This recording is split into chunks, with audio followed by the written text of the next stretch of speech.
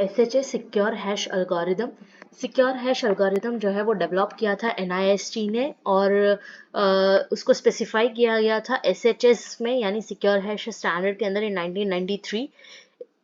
NIST के साथ साथ NSA ने भी बहुत ज़्यादा कोलैबोरेशन किया था SHA बनाने के लिए। लेटर 1995 के अंदर एक रिवाइज्ड वर्जन आया था SHA का जिसको हम बोलते हैं SHA 1, जिसको यूएस के अंदर बहुत ज़्यादा यूएस स्टैंडर्ड के अंदर बहुत ज़्यादा यूज़ किया गया था फॉर डिजिटल सिग्नेचर एल्गोरिदम। यहाँ पे DSA का मतलब जो है वो डेटा स्ट्रक्चर एल्गोरिदम नहीं है, यहाँ पे DSA का मतलब है डिजिटल सिग्नेचर एल्गोरिदम। ठीक है, SHA जो है वो स्पेसिफाई किया गया है DSS के अंदर यानी डिजिटल सिग्नेचर स्टैंडर्ड के अंदर किया गया था। वो करने का काम जो है वो NIST ने किया था। ओरिजिनल स्टैंडर्ड जो है वो पब्लिश किया गया था FIPS 80 के अंदर, और जो रिवाइज्ड वर्जन है वो उसको हमने पब्लिश किया था FIPS 180-1 के अंदर। ये जो स्टैंडर्ड है उसको हम बोल सकते हैं SHS यानी सिक्योर हैश स्टैंडर्ड।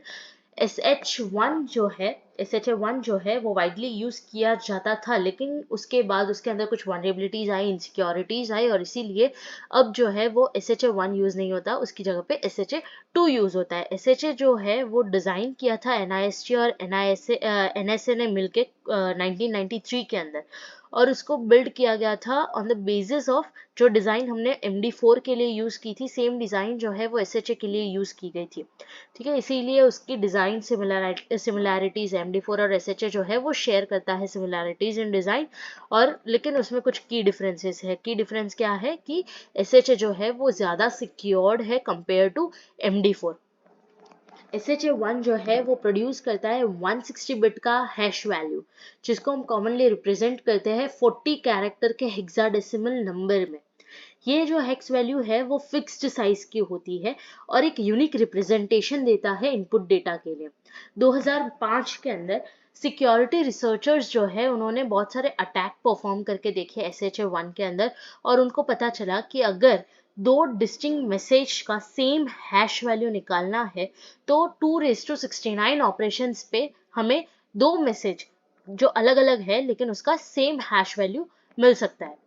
ठीक है, इसी वजह से इनसिक्योरिटीज आ गई SHA 1 के अंदर कि 2⁻69 ऑपरेशन पे सेम हैश वैल्यूज मिल जाएगी, तो कोई ना कोई अगर ये ऑपरेशन ये अटैक कर ले तो SHA जो है वो क्या हो गया, इनसिक्योर हो गया, वनरेबिलिटीज आ गई। तो इसीलिए अब आया पिक्चर के अंदर SHA 2 जो SHA 1 का सक्सेसर है, और बहुत सारे क्रिप्टोग्राफिक एप्लीकेशंस के अंदर रिकमेंड किया जाता है because of its stronger security properties.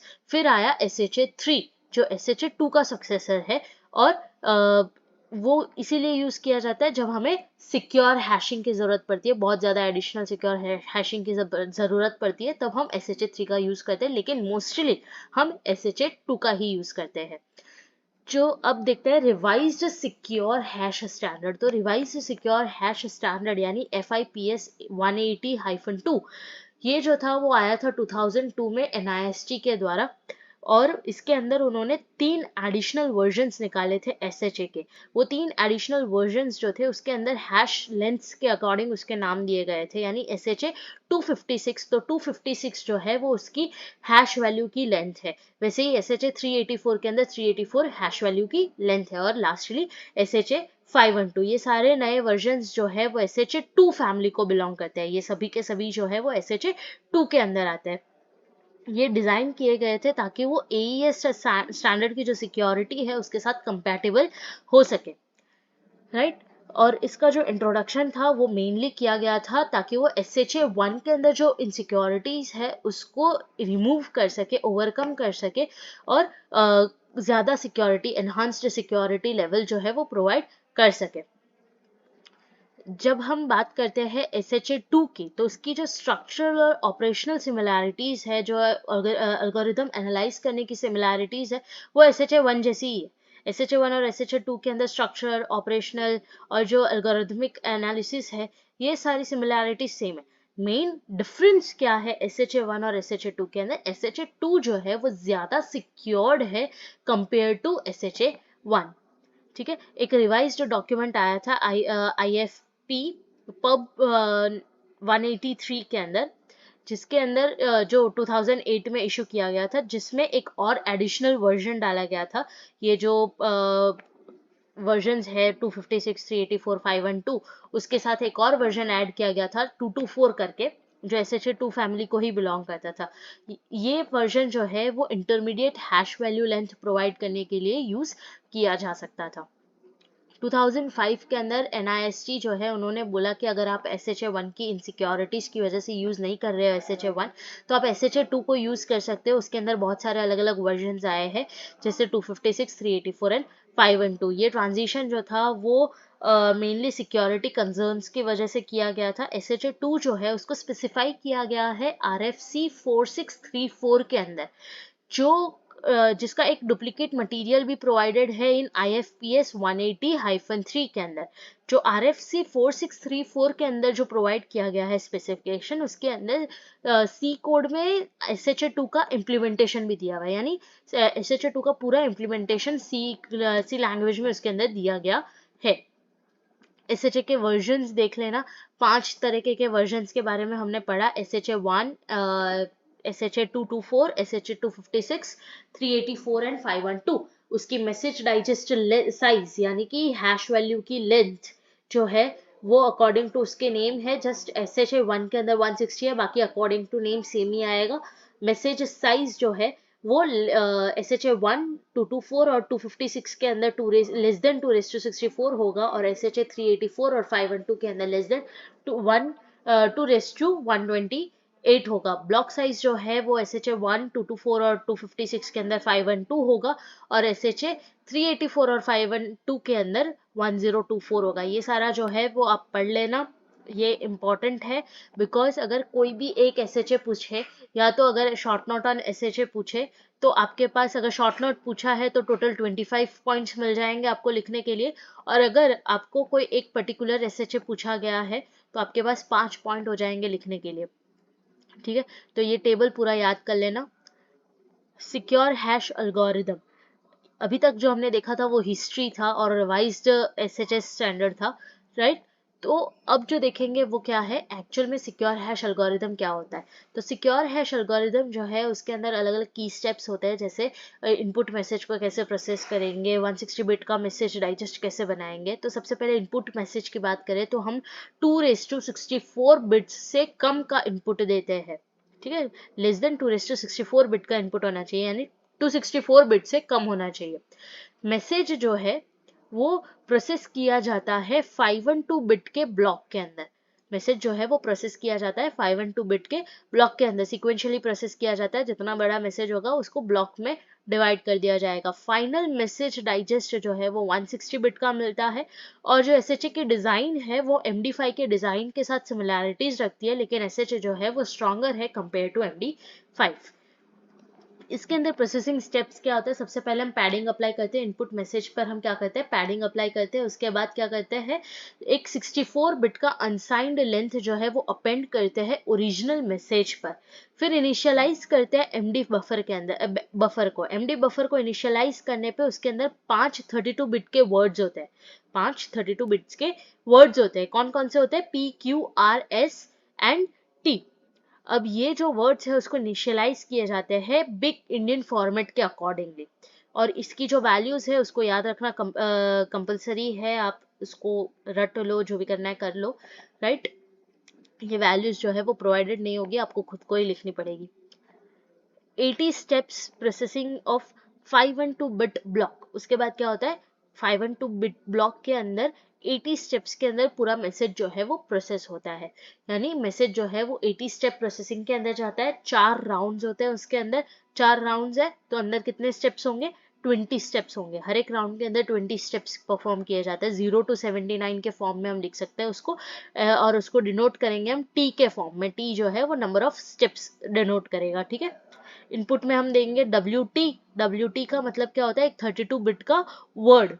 ठीक है, KT जो है वो एक कांस्टेंट है, और PQRST जो है वो हमारा करंट MD बफर है। आउटपुट में हमें नया एक बफर मिलेगा। 4 डिस्टिंक्ट एडिटिव कांस्टेंट होते हैं उसके अंदर। वो कांस्टेंट कैसे डिटरमाइन करेंगे हम लोग, वो कांस्टेंट हर एक 4 राउंड है तो 4 राउंड के अंदर 20 स्टेप्स, यानी 0 to 19, 20 to 39, 40 to 59 and 60 to 79, total 80 हो गए। हर एक राउंड के अंदर एक कांस्टेंट यूज करेंगे, वो कांस्टेंट की वैल्यूज भी आपको याद रखनी पड़ेगी, ठीक है। तो ये उसका बेसिक स्ट्रक्चर है। स्ट्रक्चर के अकॉर्डिंग अगर हम देखें तो यहाँ पे हम क्या कर रहे हैं, 512 बिट का हमारे पास जो मैसेज है उसको हम कन्वर्ट कर रहे हैं 160 बिट के अंदर। उसके अंदर क्या कर रहे हैं हम लोग, एक एमडी बफर को इनिशियलाइज करते हैं PQRST, उसके अंदर 20 स्टेप्स होते हैं, 4 राउंड्स होते हैं ना, 4 राउंड्स के अंदर हर एक राउंड के अंदर 20 स्टेप्स होते हैं, राइट। एट द एंड सभी वर्ड्स को एग्रीगेट करके एक फाइनल आउटपुट जो हमें मिलता है वो 160 बिट का मैसेज डाइजेस्ट मिलता है हमें, हैश वैल्यू भी हम जिसको बोल सकते हैं, राइट। फिर SHA 512, यहाँ से टॉपिक चेंज हो रहा है, यहाँ से क्या आ रहा है SHA 512। अभी तक हमने जो देखा वो SHA 1 था, अब क्या है SHA 512। SHA 512 के अंदर जो प्रोसेसिंग स्टेप है वो SHA 1 जैसे ही है, थोड़ा सा चेंजेस होगा उसके अंदर, राइट। सबसे पहले हम पैडिंग अप्लाई करेंगे। पैडिंग कैसे अप्लाई करेंगे, तो हम 1 bit followed by any number of zeros, it may be 0 और मोर देन 0, राइट। और तब तक पैडिंग अप्लाई करेंगे जब तक उसकी लेंथ जो है वो 896 मॉड्यूलो 1024 से मैच नहीं करती, यानी कॉन्ग्रुएंट नहीं हो जाती है। फिर क्या करेंगे, लेंथ अपेंड करेंगे। लेंथ अपेंड कौन से फॉर्म में करेंगे, big Indian unsigned 128 bit integer के फॉर्म में हम क्या करेंगे, लेंथ अपेंड करेंगे। फिर हम क्या करेंगे, हैश बफर को इनिशियलाइज करेंगे, यानी हैश बफर को कैसे इनिशियलाइज करेंगे, उसको 64 बिट इंटीजर कांस्टेंट पे सेट कर देंगे। फिर क्या करेंगे, 1024 बिट ब्लॉक के अंदर मैसेज को प्रोसेस करेंगे। मैसेज जो है वो प्रोसेस किया जाता है 1024 बिट के ब्लॉक के अंदर यूजिंग कंप्रेशन फंक्शन, जिसको हम F से डिनोट करते हैं, जिसके अंदर 80 राउंड्स होते हैं। हर एक राउंड को हम F से डिनोट करते हैं, जो क्या करता है, बफर के कंटेंट को अपडेट करता है। हर एक राउंड के अंदर 64 बिट का वैल्यू होता है जिसको WT से डिराइव किया जाता है और करंट ब्लॉक के मैसेज शेड्यूल से डिराइव किया जाता है, ठीक है। फिर क्या करते हैं, कांस्टेंट ऐड करते हैं। कांस्टेंट को कैसे रिप्रेजेंट करेंगे, K ऑफ T के फॉर्म में रिप्रेजेंट करेंगे। वो कांस्टेंट कैसे फाइंड करेंगे, 1 to 80 के बीच में जितने भी प्राइम नंबर्स है उसका जो क्यूब रूट है वो जो होगा वो बनेगा अपना कांस्टेंट, ठीक है। आउटपुट जो है, आउटपुट कैसे मिलेगा हमें, जो लास्ट 80th राउंड होगा उसका आउटपुट जो है वो, और जो इनपुट में हमने फर्स्ट राउंड के इनपुट में जो डेटा दिया था वो दोनों को हम क्या करेंगे, ऐड करेंगे। जो ऐड करने पे हमें आंसर मिलता है वो होगा हमारा फाइनल हैश वैल्यू, जिसको हम मैसेज डाइजेस्ट बोलेंगे। फिर राउंड फंक्शन के अंदर 80 राउंड्स हो रहे हैं, तो हर एक राउंड में होता क्या है, हर एक राउंड के अंदर शफलिंग हो सकता है, अलग अलग लॉजिकल फंक्शंस अप्लाई कर सकते हैं, जैसे एंड, नॉट, और, एक्सऑर और रोटेट्स। अलग अलग फंक्शंस का यूज किया जाता है, जिसके अंदर CH function, MAG function, summations, addition modulo, KT, WT, ये सब का यूज किया जाता है। आउटपुट वर्ड्स मिलते हैं हमें, A और E नाम के दो आउटपुट वर्ड्स मिलते हैं, जिसके अंदर जो सब्सटीट्यूशन से जनरेट होते हैं, लेकिन कई ऐसे भी होते हैं जो परम्यूटेशन से हम जनरेट कर सकते हैं। ये डायग्राम्स सारे देख लेना, it is very important to draw diagrams, right. अगर SHA 512 पूछा है तो ये 4 डायग्राम करना जरूरी है। ये चार डायग्राम्स आपको कंपल्सरीली करना पड़ेगा। ये जो डायग्राम है उसके अंदर क्या किया हुआ है, सबसे पहले हमने जो मैसेज लिया है उसके बाद हमने पैडिंग किया है। फिर हर एक मैसेज को 1024 बिट के अंदर प्रोसेस करेंगे। क्या करेंगे, F फंक्शन को अप्लाई करेंगे, राइट। F एल्गोरिदम अप्लाई करेंगे। ये देखा जाए, ये पार्ट जो है वो साइफर ब्लॉक चेनिंग के जैसा ही है, राइट। और वो 1024 बिट का हमें क्या मिल जाता है, यहाँ पे 512 कंप्रेशन हो रहा है ना, तो क्या हो जाए, 1024 से सीधा हमें 512 बिट्स मिल रही है, कंप्रेस्ड होके मिल रही है। तो हर एक ये जो प्रोसेस है उसको अगर और डिटेल में देखें तो इस हिसाब से होता है। हर एक के अंदर क्या होता है, 4 राउंड्स होते हैं और 8 फंक्शंस होते हैं, ABCDEFGH। MD बफर के अंदर 8 वैल्यूज होती है, जैसे हम PQRST यूज करते थे वैसे यहाँ पे ABCDEFGH है, ठीक है। ऐसे कितने राउंड्स होंगे, टोटल 80 राउंड्स होंगे, और लास्ट में सभी वर्ड्स का क्या होगा, XOR होगा और हमें फाइनल आउटपुट मिलेगा। अब हर एक राउंड के अंदर क्या होता है वो ऐसा कुछ स्ट्रक्चर होता है हर एक राउंड के अंदर, और ये जो MAG है, CH है, ये अलग अलग फंक्शंस है जिसको एट द एंड एक्सॉर किया जाता है। और ये फंक्शंस जो है वो कैसे ऑब्टेन किए जाएंगे, उसकी हर एक की वैल्यूज कैसे मिलेगी, तो हर एक की वैल्यूज जो है वो इन फॉर्मूलाज से मिलेगी। फॉर्मूलाज को रट सकते हो। अगर नहीं हो रहा है तो आप सिर्फ इस डायग्राम को भी एग्जाम में बना के आ सकते हो। और यहाँ पे जो एक्सॉर हो रहा है, सारे सारे वर्ड्स जो है वो यहाँ पे ऐड हो रहे हैं, वो ऐड कैसे हो रहे हैं उसका डिटेल डायग्राम यहाँ पे दिया गया है कि फर्स्ट 16 बिट्स जो है वो सीधा हमें ब्लॉक से मिल जाती है, लेकिन बाकी की जो बिट्स है, बाकी की 17 टू 79 बिट्स जो है वो हमें प्रिसीडिंग जितने भी वर्ड्स है उससे मिलती है। ठीक है, तो ये उसके बाद आता है SHA 3। SHA 3 जो है वो इंट्रोड्यूस करने से पहले हम देखते हैं SHA 1 2। ठीक है, सबसे पहले SHA 1 जो है वो अभी तक ब्रेक नहीं किया गया है, सिर्फ उस पर ब्रूट फोर्स अटैक हम अप्लाई कर सकते हैं जिससे वो ब्रेक हो सकता है, बाकी कोई ऐसा अटैक नहीं है जो हम उस पर अप्लाई कर सकते हैं। लेकिन MD5 से सिमिलैरिटीज रखता है SHA 0 और SHA 1, इसीलिए उसके अंदर इनसिक्योरिटीज होने के चांसेस है, इसीलिए हम रिकमेंड करते हैं SHA 2। SHA 2 के अंदर भी SHA 512 बिट वाला जो वर्जन है वो ज़्यादा रिकमेंड किया जाता है क्योंकि उसके अंदर बहुत ज़्यादा रोबस्ट सिक्योरिटी है। SHA 2 भी शेयर करता है सेम स्ट्रक्चर और मैथमेटिकल ऑपरेशंस जो SHA 0 और SHA 1 फॉलो करता है, वही सेम यूज़ करता है। और इसीलिए इन 2007 NSG ने अनाउंस किया था SHA 3 के बारे में, जो नेक्स्ट जनरेशन है NIST हैश फंक्शन की। SHA 3 का गोल था कि एट द एंड ऑफ 2012 कि एट द एंड ऑफ 2012 वो SHA 2 को रिप्लेस कर सके। ऐसा फिक्स्ड डेडलाइन नहीं था कि वो 2012 तक होना ही चाहिए, लेकिन उन्होंने ऐसा सोच के रखा था कि हो सके तो 2012 तक वो कंप्लीट करना है। ठीक है, फिर SHA 3 जो है उसको ऐसे डिजाइन किया गया था कि वो SHA 2 के अंदर जो 224, 256, 384 और 512 बिट्स है, ये सारे जो वर्जन है उसको रिप्लेस कर सके। SHA 3 जो है वो SHA 2 के ऑनलाइन नेचर को प्रिजर्व करके रखता है, यानी कि वो स्मॉल ब्लॉक्स पे एट अ टाइम काम करने की जो क्षमता है उसकी वो प्रिजर्व करके रखता है। उसके अंदर अलग अलग इवैल्यूएशन क्राइटेरिया है, जैसे थियोरेटिकली मैक्सिमम स्ट्रेंथ तक पहुंचना, या टाइम और मेमोरी यूटिलाइज करना, फ्लेक्सिबिलिटी प्रोवाइड करना, सिंप्लिसिटी प्रोवाइड करना, ये सारे जो है उसके इवैल्यूएशन क्राइटेरिया है। फिर अलग अलग और इवोल्यूशन क्राइटेरिया को अगर डीप में स्टडी किया जाए तो सिक्योरिटी के बारे में अगर देखा जाए तो सिक्योरिटी जो है वो थियोरेटिकल मैक्सिमम स्ट्रेंथ जो प्रोवाइड की जाती है अलग अलग हैश साइज के लिए, वो ऑब्टेन करने का ट्राई करता है। प्री इमेज रेजिस्टेंट और कोलिजन रेजिस्टेंट एल्गोरिथम्स बनाने का ट्राई करता है, और ट्राई करता है कि कोई पोटेंशियल अटैक ना हो पाए SHA 2 के ऊपर।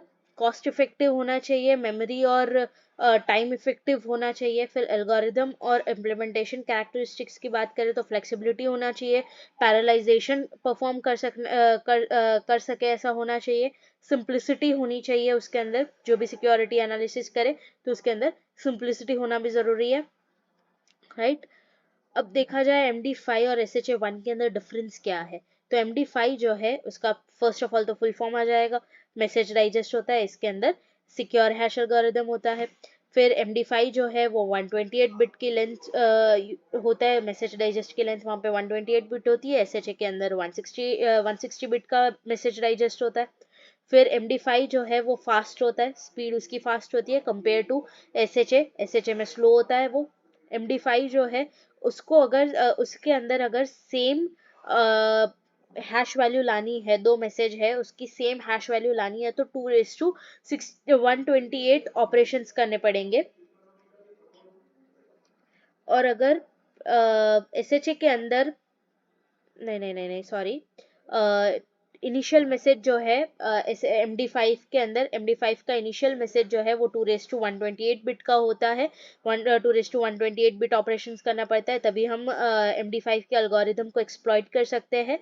और जबकि SHA के अंदर 2:160 बिट के बिट ऑपरेशंस जब हम करेंगे तब जाके उसको हम एक्सप्लॉइट कर पाएंगे।